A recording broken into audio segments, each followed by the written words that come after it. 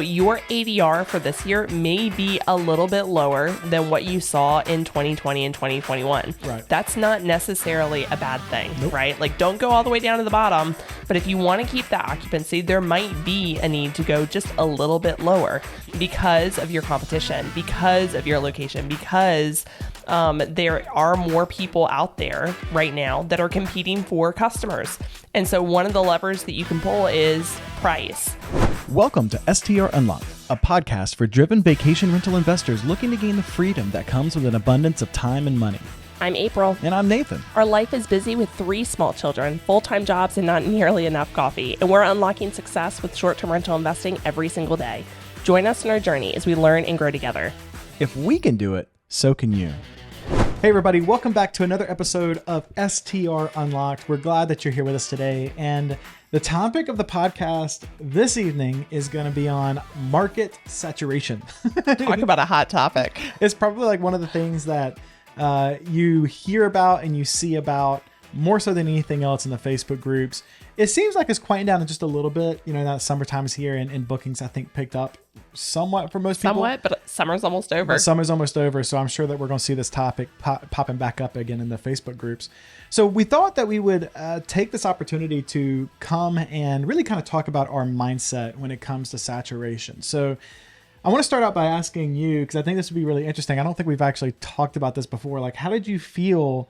We invested in one of the most saturated markets there probably is, which is the Gatlinburg, Tennessee, Pigeon Forge area.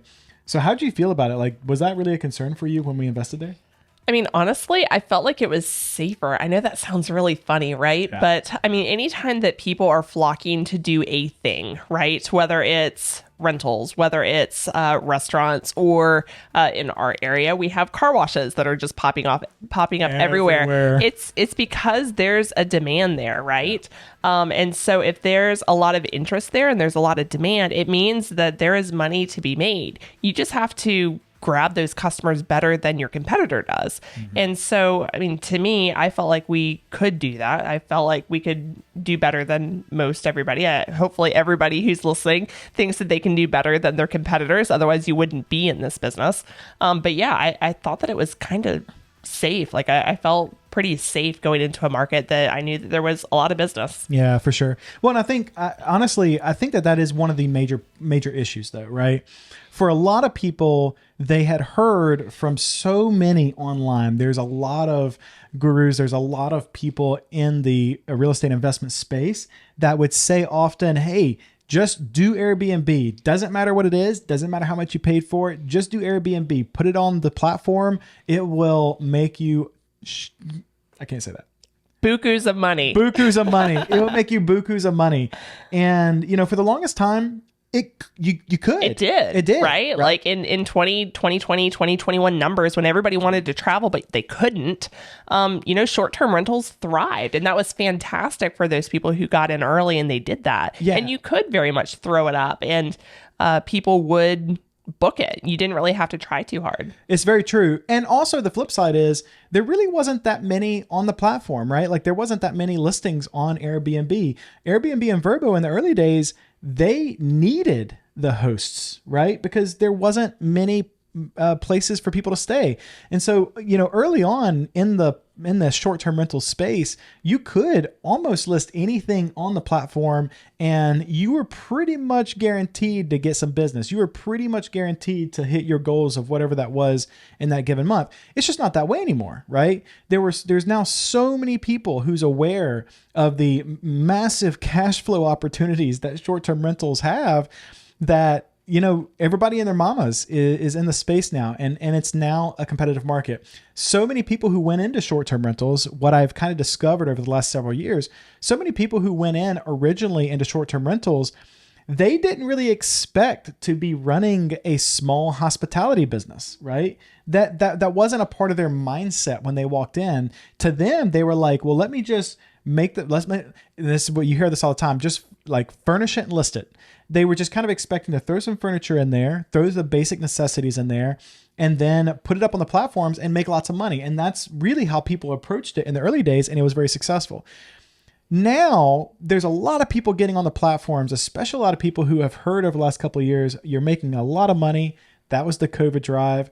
And now they're starting to kind of, the fog of war is lifting just a little bit. And they're starting to realize, wait a minute, like it's not quite that easy anymore. Right. Like, what happened? What happened? I've got to operate this thing like a business. I've got to be a small business hospitality owner. It's very much, I mean, you don't have all the rooms, of course, but it's like you manage, you own it and that you manage if you're self-managing.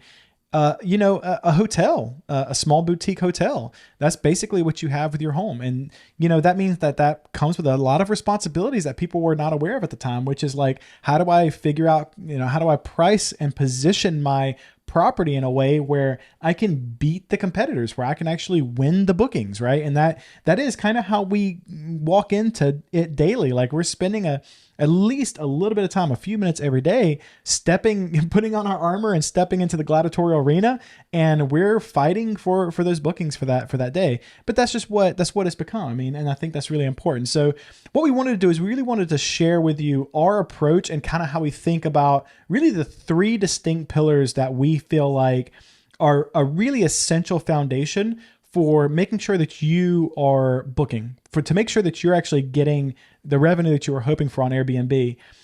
All too often, we think that, people list their listing without actually ever thinking about this from the guest's perspective. So that's kind of what we're wanting to do. We're wanting to kind of bring to you a new way to think about this. Okay.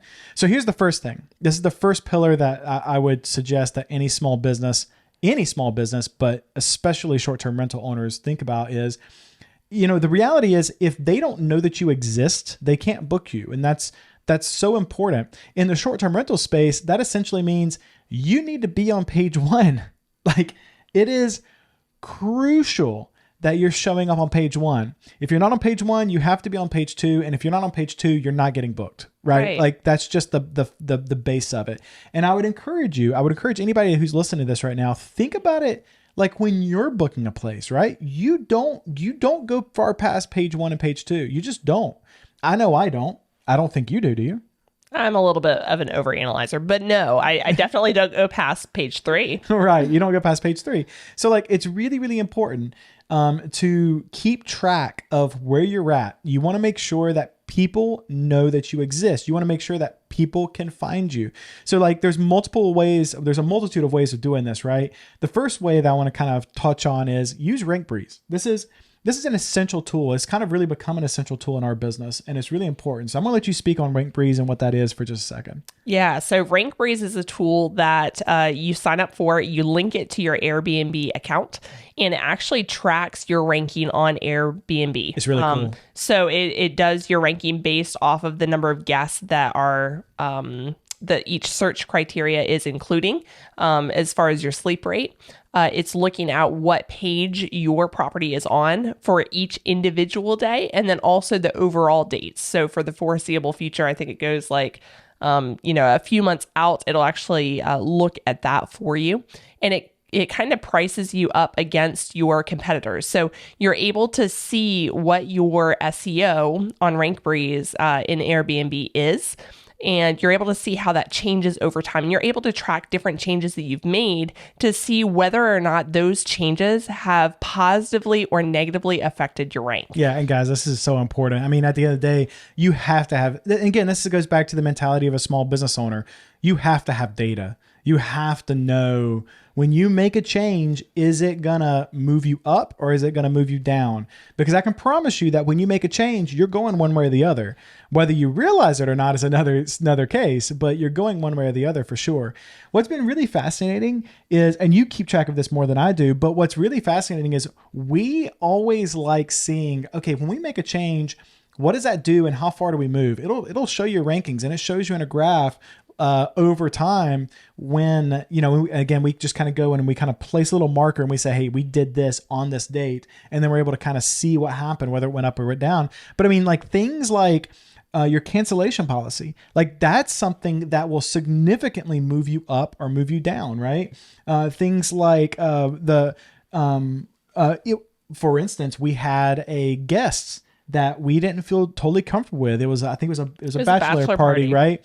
And so we canceled that reservation. No. Or We cancel. declined it. Never, it, sorry. ever canceled. Yeah, never we canceled. did decline that reservation. Yeah, we declined the reservation, and it was so funny because we were able to see in Rank Breeze from that point over the next week, 2 weeks, how like the rankings started going down, and it was like just a gentle slope to just a gentle, terrible, awful, soul crushing slope going down, and we didn't see any bookings. It was like a couple of weeks or 2 or 3 weeks, and we didn't see any bookings during that time that our ranking was hurting, right? The other time is we've had so far of all of our guests, we had one guest, and it was really frustrating because they gave us 5 stars like in all the categories, but they gave us an overall 4-star ranking, and I think they just clicked on it wrong, but that's my personal opinion.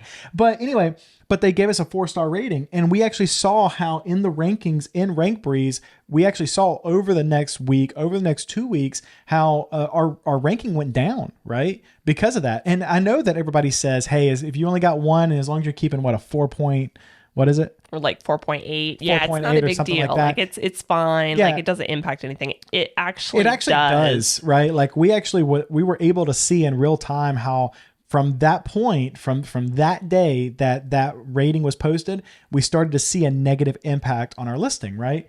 So like, again, having these data points and seeing and understanding what's happening, having that data allows you to make smarter decisions, right? It allows you to get your listing seen. And that's the most important thing. That's the most important thing. So, and that's just talking about Rank Breeze. There's other methods to doing that, right? Using social media, getting paid ads out there, doing social ads, like all those are tactics. All those are things that you can be doing to get seen and to get your listing in front of more and more people. So like, that's the first thing. If nobody knows that you exist, if nobody sees your property, you've got no chance of being booked by that person, right? Or being booked by anybody. But here's the second thing, and this is something that I think is just so crucial, is that you, if the value that you offer exceeds the price that you're asking to pay, then people will book. Like if you're offering more value than the nightly ADR that you're asking for, people are going to click book, and people are gonna click reserve time and time and time again, and people will stay with you time and time and time again, right? It's so crucial. And it's really funny because for me, I think that this is a very tough thing for most owners because a lot of people are not subjective about what their nightly rate should be. A lot of people aren't, they're not walking into it like a data analyst would and say, okay, so let's look at this property from a third party perspective. Let's back up a few steps.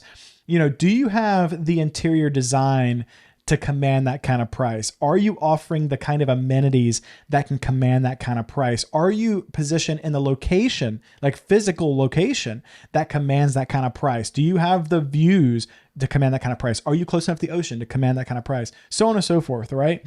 And in reality, so few times are you offering the experience, right, to command that kind of price. And all too often, again, so many owners just kind of have this false belief that they should be making a really high ADR on their property when their property just doesn't warrant it, right? And again, if the value that you're offering exceeds the price that you're asking to pay, then they'll book. And it's all too often they're looking at that price and they're looking at your listing and they're going, no, no, like the price that you're asking me to pay is more than the value that you're offering me. And I'm not going to pay the money to stay at your place. Right. We have to be subjective about this. And this is like really important. This applies to any business, but it applies really well in the short-term rental world. Right. For us as business owners who own and operate other businesses, we came into this with that mentality. We came into this with that mindset where we kind of understood that we had to keep a close check on what our ADR is and is it competitive, and is our value exceeding what we're asking to pay? And because of that, we've been able to retain good business throughout our time. But I think a lot of people who do not have that business background, they don't think of it like that. They're just looking at their really big mortgage payment, right? And they were hoping that they were going to get some kind of astronomical number every year in revenue. And they're like, well, they should be paying my astronomical number that I'm really hoping to get from my short-term rental. But guys, like at the end of the day, and I've told people this time and time again, nobody cares what your mortgage payment is, right? Like when a guest is looking at where to stay and they have an abundance of options, nobody cares what your expenses are on your property. Nobody cares what kind of cash on cash return that you're hoping to get for that year. At the end of the day, all they're going to be looking at is, are you giving me more value than what you're asking me to pay? Because the reality is I can guarantee you that somebody else will, right? So you got to keep that in the back of your mind. That is not a plea for you to lower your prices. That is not a plea to go rock bottom. Please don't do that, because that forces all of us down. Don't do that, right? But you have to also be realistic about what your property is.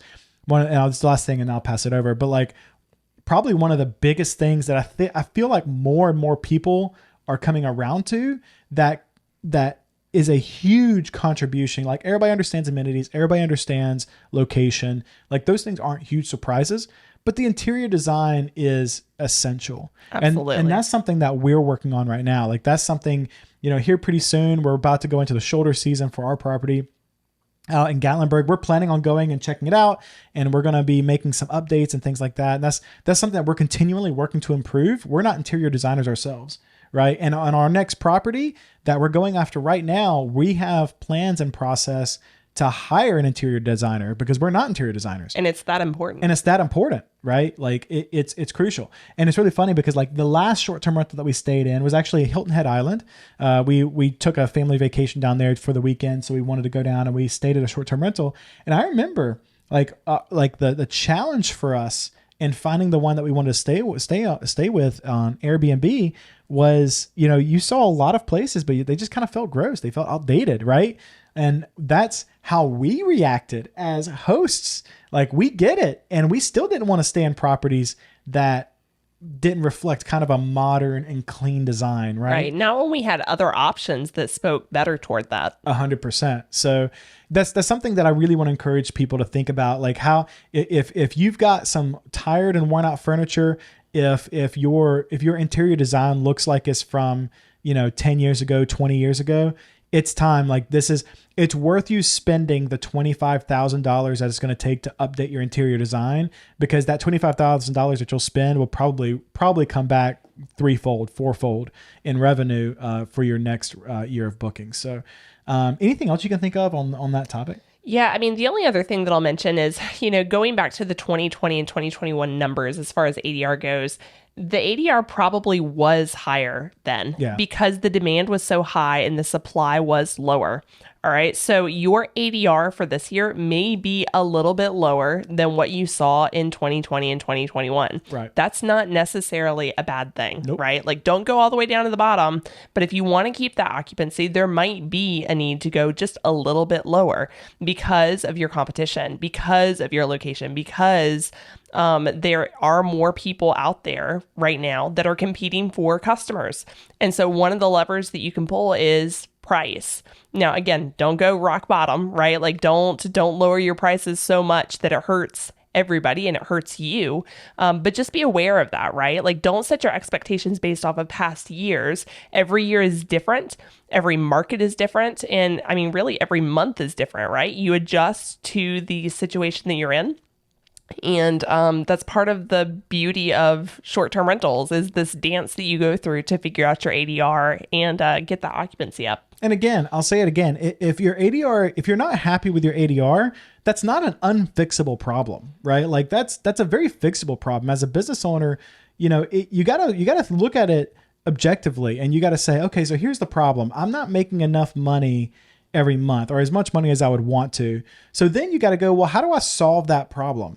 And I think this is just really important. Like, I want to encourage you, like, don't just throw your hands up in the air and go, oh, well, I guess it's oversaturated and you can't make money doing short-term rentals anymore. That's like the poorest approach that you can possibly have. Instead, think of it like, okay, so what are the levers that I can pull? Like, what do I have control over? Obviously, I can't move my property, so like, location's pretty much set, right? Yeah, you could sell it, right, and try to get the money back if the market's still in your favor, and take it and buy right for the next one, because that isn't very important. You got to buy right, just like with any other real estate purchase. You got to buy right in the beginning. So, but let's assume that you can't do that, or you don't want to do that, or whatever. look at your interior design. That's huge. Can you put in a hot tub? If you're in a market like for us in Gatlinburg, everybody's got hot tubs. That's not a competitive advantage at all, right? But like if you're in a market that doesn't have hot tubs, put in one, right? Like what are the other amenities? If you're at the beach, like if you don't have a golf cart to get your families who's staying at your short-term rental to the beach in a more convenient way, maybe look at getting a golf cart that they can use. Look at installing a pool and taking that massive expense and installing a pool. I'm not saying just do these things and spend money willy-nilly, but what I am saying is like analyze what you feel like your return will be when you make a purchase, and then update and provide more value strategically. Like that's really, really, really important. And so, I want to encourage you, like if you feel like the market's oversaturated, then really look at your listing and ask yourself, am I really offering more value than what I'm asking people to pay? Okay. So now with all that being said, the third gigantic aspect to this, which really honestly is probably more important or as important as the previous two, is you have to then be able to effectively communicate that value, right? So it's like if people don't know you exist, they can't book you. If the value that you offer exceeds the price you're asking people to pay, people will book you. And finally, you have to communicate that value. This is the third part of the puzzle here. Like you have to communicate that value effectively. And that's difficult. And honestly, that's something that I'm getting better at or trying to get better. I'm reading books every day on how to effectively communicate value. And that's something that I think about in my own businesses, even outside of short-term rental, a lot, because this is probably the thing that people struggle with the most. Okay.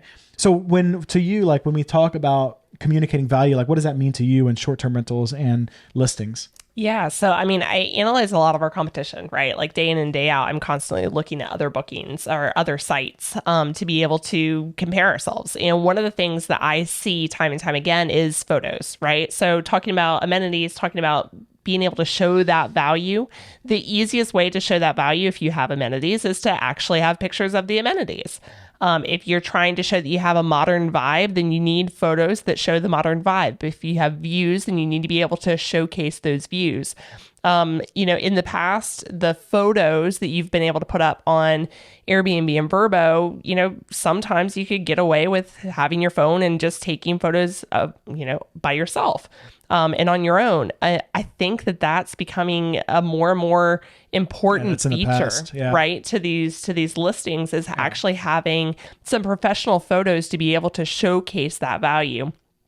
At the same exact place, if you take photos with your phone versus having a professional come in, they're going to look like two entirely different places, right? And of course, the one that looks more bright and airy and modern and clean, that's probably going to be the one that books first, and it's going to book for more. Yeah. So that to me is probably one of the fastest and easiest ways that people can actually showcase and communicate that value. Yeah, and I'll take that even a step further, right? Something that I've learned recently, and we do this for a living, we do short-term rental photography, but one of the things that I've really kind of dialed into is really showcasing everything. Okay. If I were to walk into a short-term rental, let's say that you really invested in a chef's kitchen, like a real chef's kitchen where you've got the appliances, the small appliances that's needed. You've got all the tools that needs to be in a kitchen for a gourmet chef to be able to make whatever. If that's a part of your value proposition, then if you don't like to say gourmet chef in the third paragraph of your listing one time, nobody's reading that. Like that's or if they do, they're like, oh, okay, they have pots and pans. Because a lot of people will say that they have gourmet chef's kitchens and they don't. Right. 100%. Right. So like, encourage your photographer to make sure that they're actually pulling the drawers out and getting photographs of what's in the drawers, making sure that you can show all the investment that you made to make a really amazing kitchen for those people to be in. And that goes so many places, like, in bedrooms, right? If you've got a sound machine next to the bed, you have that in every single bedroom, and there's a sound machine for the people to be able to sleep more comfortably, you need a picture of the sound machines, right? Or you need to make sure that you're effectively communicating that you have that at your property. There's so many little things that, and they're great ideas that we see hosts doing all the time. They're just not telling people or showing people that it's there, right? So they don't know that there's a massive value, that you're actually asking a great price because of all those little things that you're bringing to the table, because of all those little ways that you're providing massive value, way more than anybody else in your neighborhood or on your street or in your town. But if they don't know that you're doing that, if they don't know that that's there for them, then it doesn't matter. You might as well not have spent money on it. You might as well not have put it in your short-term rental, right? So important. Coffee bars. Almost everybody's got a coffee bar now. Or if you got a waffle bar or something that's like really special, photograph it. Like, make sure you're communicating those things, right? Making sure that you're not highlighting a really amazing experience that you're giving your guests in a place where they're never going to find it or read it, right? Mm-hmm. That's so. I've seen people who will take maybe they'll have a decent picture of the chef's kitchen, but that picture's like number 20 in the list of photos that people never get to. And then they talk about it, but again, it's like in paragraph 3 or 4, and it's not highlighted in any way. Like, if you want to effectively communicate your value, give a quick opening paragraph, something that's to the point, that paints a vision of a future worth having, that they would want, a place that they would want to stay in that first paragraph. And then bullet point, like, the things that are the most amazing features about your place, right? Make it easy for them to consume that information, and then go into more detail underneath that, right? Like, that's a great idea. It's great painting a story. I'm all about that. And I think that's a great idea. But for the most part, people are going to, one, look at your photographs. And if you're not telling the right story in your photographs, within the first 5 images, you're done. Like, it's over, like game over, right? You haven't effectively communicated your value if in the first 5 photographs, you're not painting a vision of a future worth having. Okay. But like, then once you sometimes, if they look at the first 5 and they're like, okay, I'm interested, like what they're asking for this place and the first 5 photographs, I'm interested. They've got the right interior design. They got the right amenities. And by the way, show your amenities in the first 5 photos. Like, that's important. But like, and at that point and at that point only is when they're going to start skimming the words on your listing. And I mean skimming, right? And nobody wants to read a book to try to learn more about your property before they book. Nobody wants to read a book. Most people in most situations, they want to make the decision quickly. They want to make the decision easily. It's human biology. Like, our brains are trying to reserve calories. In most cases, we're trying to avoid thinking harder than we have to, right? And so this becomes like incredibly important when you're crafting your listing, when you're putting your listing together. And so, like, again, all this just kind of wraps up in a big bow, this last point, which is you have to effectively communicate your value. And there's other ways you can do that too, but man, it's so important, right? And if you get any one of these 3 pillars off, and I'll say it again, because I think it's really important, people have to know you exist. The value that you're offering has to exceed the price you're asking them to pay. And then you have to effectively communicate that value. If any one of those 3 pillars is off, you're not getting booked. And that's a serious problem, especially in a competitive market, right? And that's really what we're talking about, is how to be successful in a competitive, oversaturated market. I'm using air quotations if you're listening to this on the podcast. In an oversaturated market, that's how you win the bookings, right? And so, overall, like, the way we approach the oversaturation comment is that it's okay with us. We're happy that it's oversaturated. That means that there's people coming into the area who's booking short-term rentals and who needs properties to stay at. We see all those as pluses, right?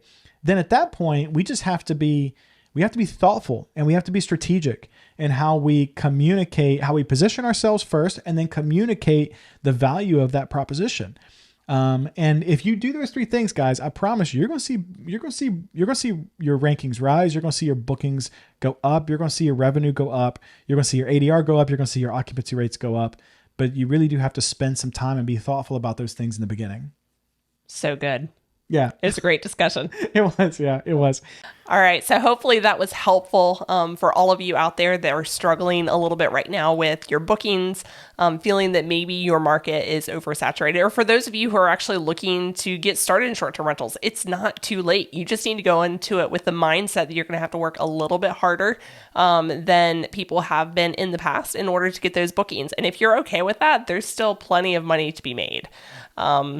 So yeah, I guess that wraps up today, and hopefully you'll come back next time for another episode of STR Unlocked. Good night, everyone. Bye. Hey everyone, thanks for listening. Hopefully this was really helpful to you in your journey of building a business. If you liked what you heard, please click subscribe and go to iTunes and give us a rating. That helps us out tremendously when we're producing, hopefully, content of huge value to you.